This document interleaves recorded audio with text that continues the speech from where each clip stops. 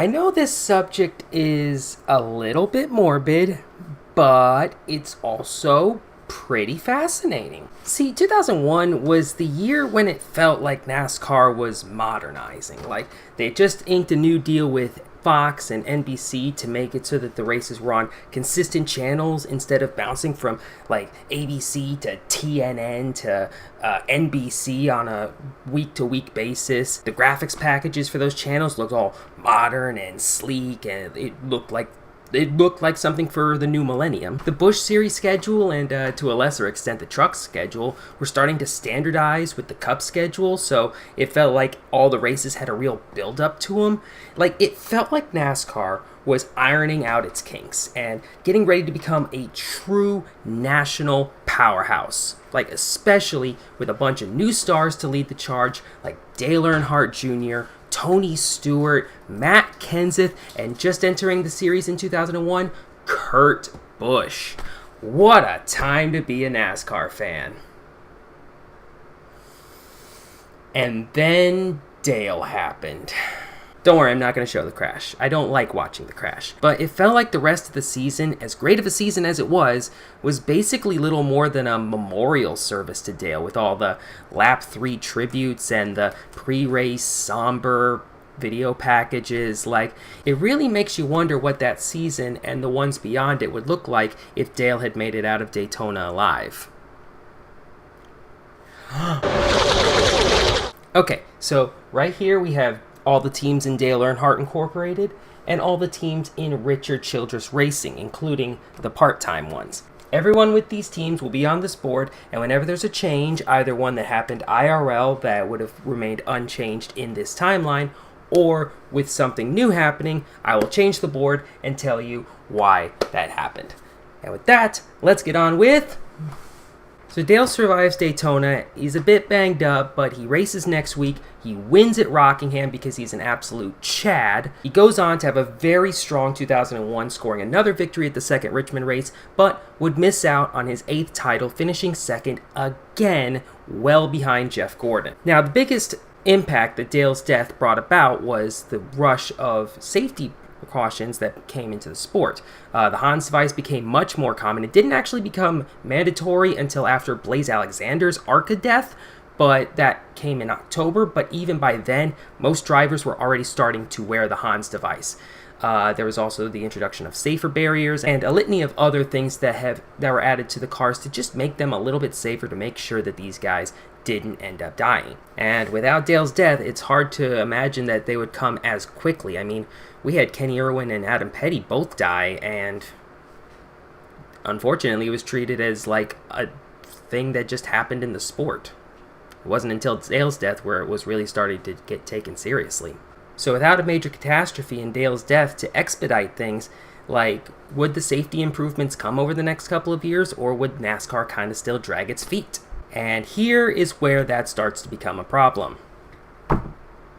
Sorry, Steve. We took away your Rockingham win, and it's about to get worse. So Steve Park is still badly injured in this wild Busch Series crash where his steering wheel apparently just comes off, and he swerves right into Larry Foyt and then goes head-on into the inside wall. So this crash was already pretty bad, and that was after all of the safety advancements that came about because of Earnhardt's death. This would effectively end Steve Park's career. Like, he came back a year later and was unfortunately never the same.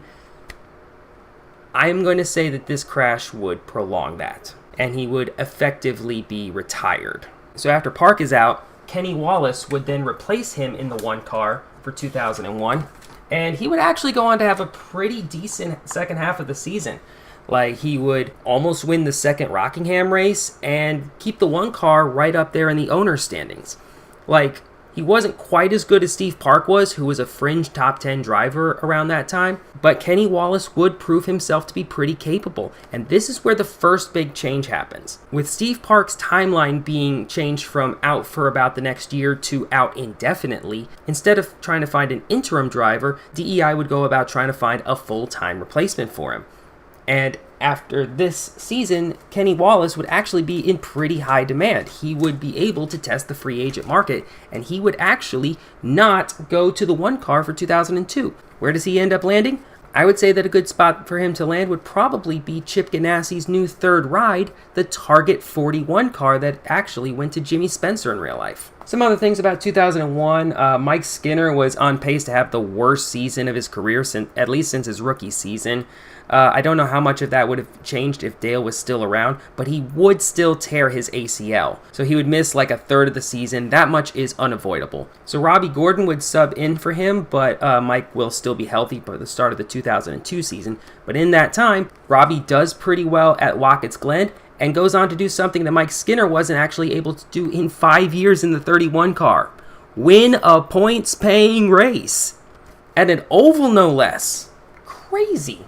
So now Childress has a choice to make for 2002. Do they go with Mike Skinner or do they go with Robbie Gordon? They end up picking Gordon, but don't worry, Mike's still going to find a ride for 2002, and it's not the Kodak number 4. Dale Jr. doesn't start off in quite as much of a slump because he isn't, mourning. He wins a race before the second Daytona race. I would probably say either Fontana or the first Dover race. He contends for the title and finishes a bit better than he did in real life, coming home like 5th.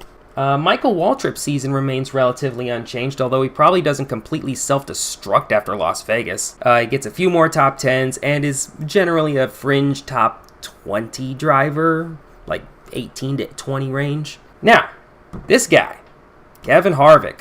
Most NASCAR fans know the original plan for Kevin Harvick for 2001 was for him to run part-time in the AOL number 30 car for 7 races, starting with Atlanta, the race that he would actually go on to win. So it's tough to say if he'd actually go on to win that race in his first career start. That's asking a lot, since most people's first career start, unless you're Shane Van Gisbergen, you don't just come in and win. You're trying to, not break your car on your first day. However, he would still be driving the same car that he did get to drive in real life. He drove his own setups that were radically different from Dale Sr.'s. And he would have his own Busch Series pit crew and crew chief, both of whom he had better chemistry with than he had with Dale's old crew. I would say that he would at least finish pretty well, possibly like a top 10 finish, really build up hype for the rest of the season. And I think it's not crazy to say, I think he could still win Chicagoland, which was also one of the 7 races that they were still planning on racing at. And we know that because Jeff Green actually raced this 30 car at Chicagoland. So it's possible that Kevin Harvick would have had a victory before his rookie season, which would be unheard of. Although not too crazy because Jamie McMurray would do the same thing 1 year later. Hype for him would be through the roof. Dale Sr. is still running at an elite level, but isn't quite a threat to win every week anymore, as the youth of the sport is really starting to blossom. He still wins multiple races and finishes top 10 in points because he's Dale, but it's also clear that 2001 was probably his last great shot at winning a title. If Kevin Harvick has his Busch Series crew joining him here, Harvick's rookie season might be even better than his real-life 2001 rookie season. There is huge potential for him in 2002, especially without him having to field questions about Dale's death, which were apparently a huge distraction for him. Also, he wouldn't have to be pulling double duty in the Busch Series this season. Even in a stacked class for Rookie of the Year with Jimmy Johnson and Ryan Newman, I think Harvick wins it. Also, and this is kind of a long shot, but since Harvick was the one who popularized full-time bushwhacking with his 2001 campaign, if he doesn't do that in 2001, do you think we don't see Kyle Busch, Carl Edwards, and Brad Keselowski and others basically dominate the lower series for years, stifling an entire generation of young drivers from ever getting a shot to compete in the Cup Series? I don't know. I'm just saying words. Robbie Gordon's... Wait, hang on.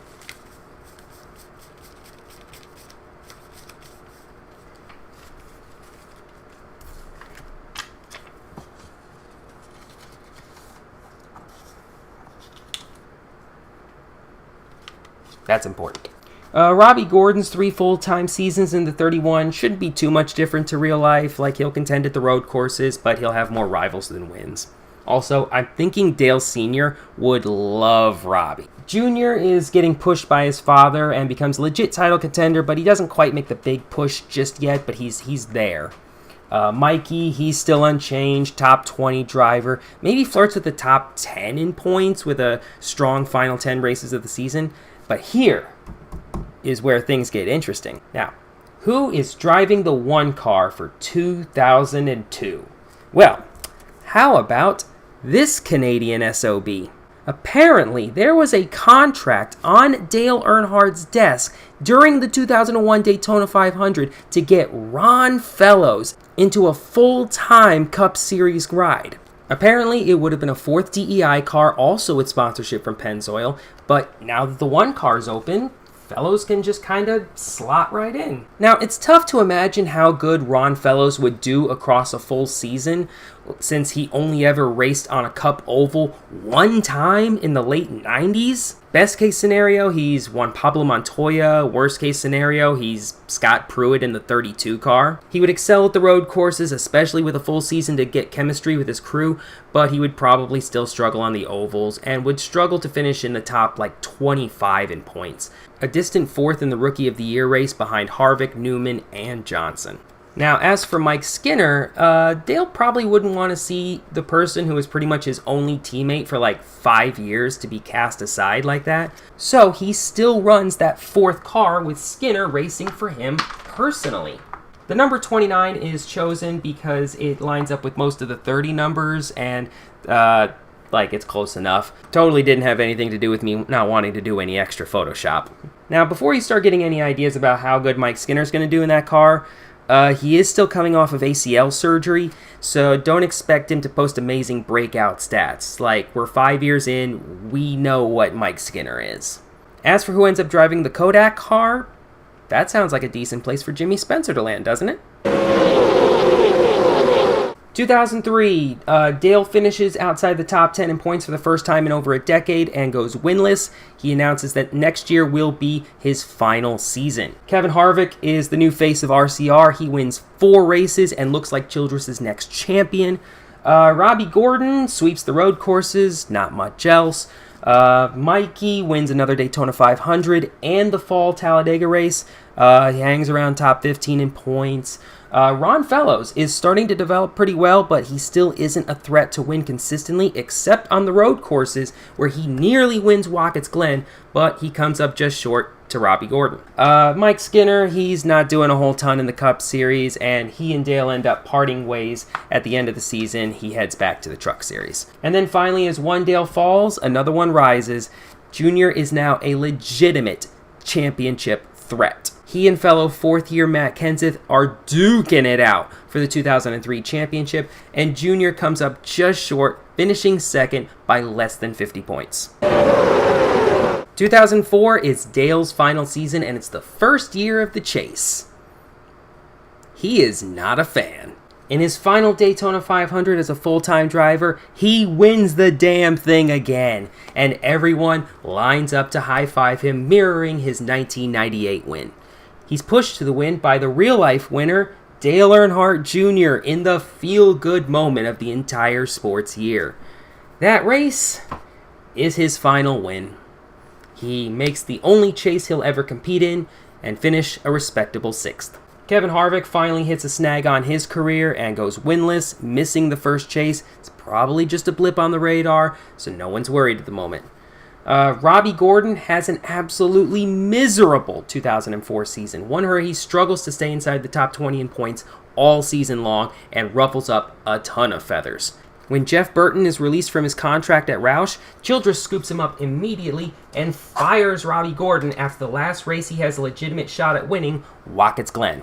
Burton struggled at Roush due to sponsorship woes since they really couldn't afford to fund that 99 car.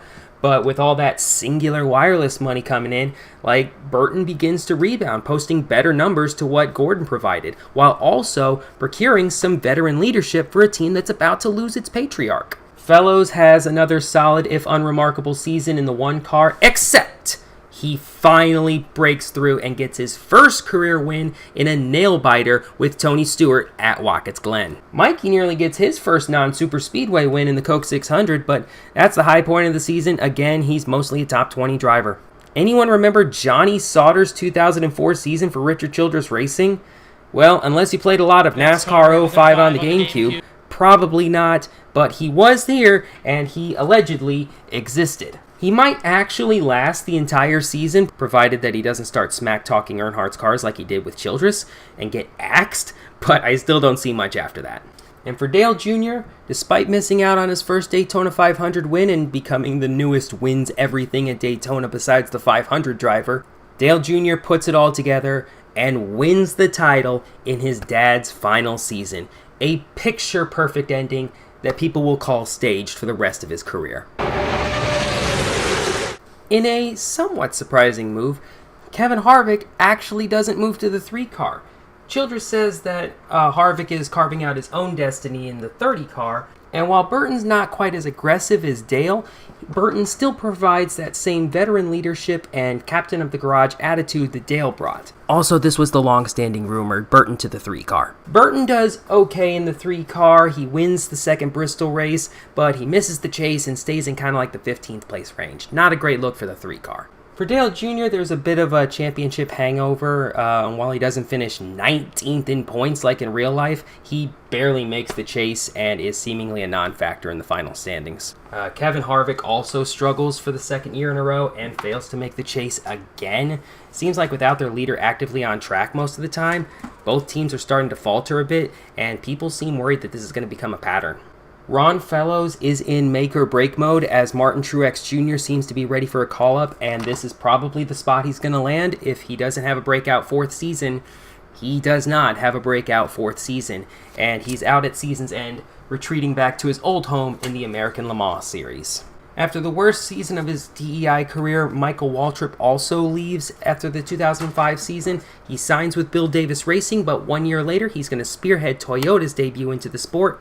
More on them in a bit. As for this snazzy-looking 07 car, well, some things are unable to be taken out of the timeline, and Ryan's dad having a totally unremarkable season is one of them. The Singular Wireless sponsorship is going to move over to the 30 car, and the 31 will become the 07, with Jack Daniels coming on as a sponsor. This sponsorship talk is the most interesting thing that's going to happen with the 07 car this year. Now, ready to see something cursed?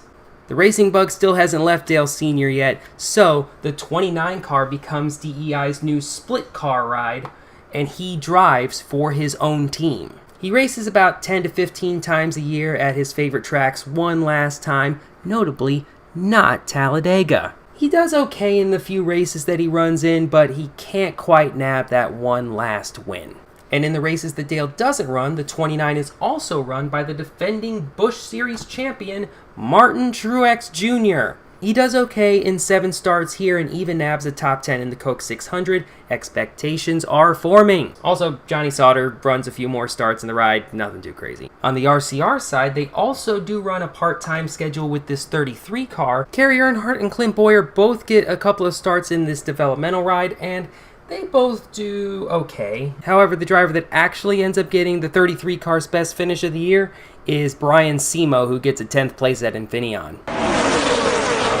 Jeff Burton really starts to put the pieces together for the 3 car in 2006, winning twice, finishing 6th in points. Dale Jr. continues to impress in the 8 car, winning at Richmond, running incredibly consistently. He ultimately finishes 4th in points, still a real title threat. Kevin Harvick has the best season of his entire career so far, winning 5 races, plus the Busch title, if bushwhacking is even still a thing, let's just assume it is, and finishing 3rd in points. Any year now, Harvick's getting that title.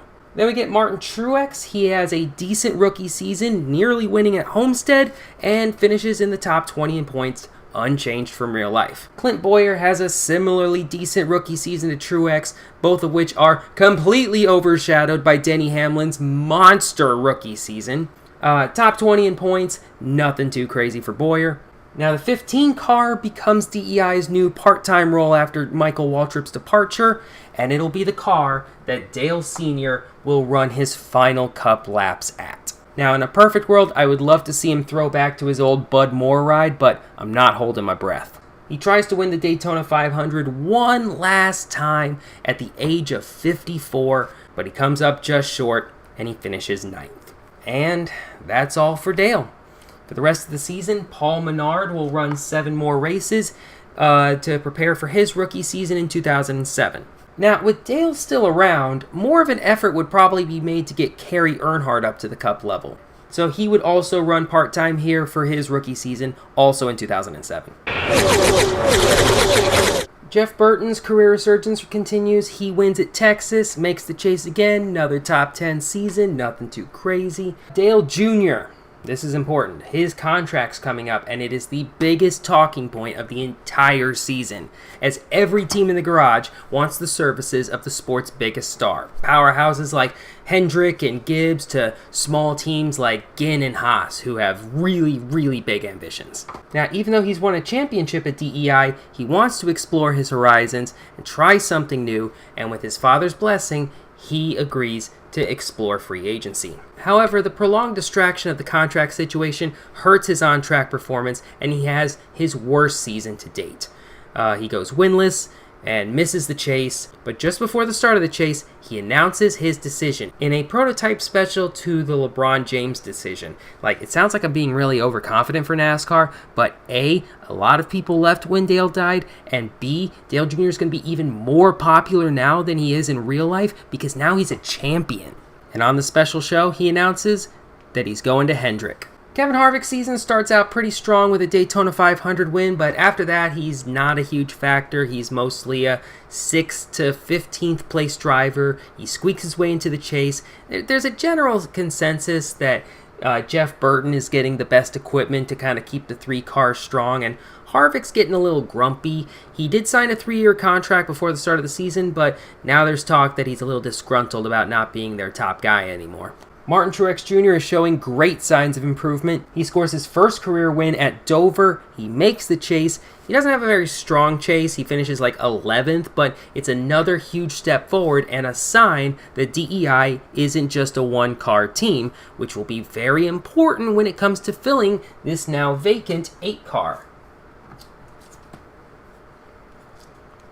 Now, if Martin Truex is having a breakout season, Clint Bowyer might just be the next big star of the sport. He sneaks his way into the chase as well, wins the first race of the chase and the first of his career, and is a consistent threat from then on, finishing 3rd in the points as a sophomore. And he's going to go into 2008 as a championship dark horse. Now, 2007 is a really bad year to enter the sport, as Mr. Paul Menard is about to find out. There were 47 full-time teams that year, competing for 43 starting spots every week, plus a couple of part-timers here and there. So Paul Menard struggles mightily in his rookie season. He misses 6 races, and he doesn't score a top 10 all season long. However, he does luckily finish inside the top 35 in points, but the same cannot be said for Kerry Earnhardt. See, at least Paul Menard was a top 10 driver in the Busch Series in 2006, so that explains a little bit why he's here, and also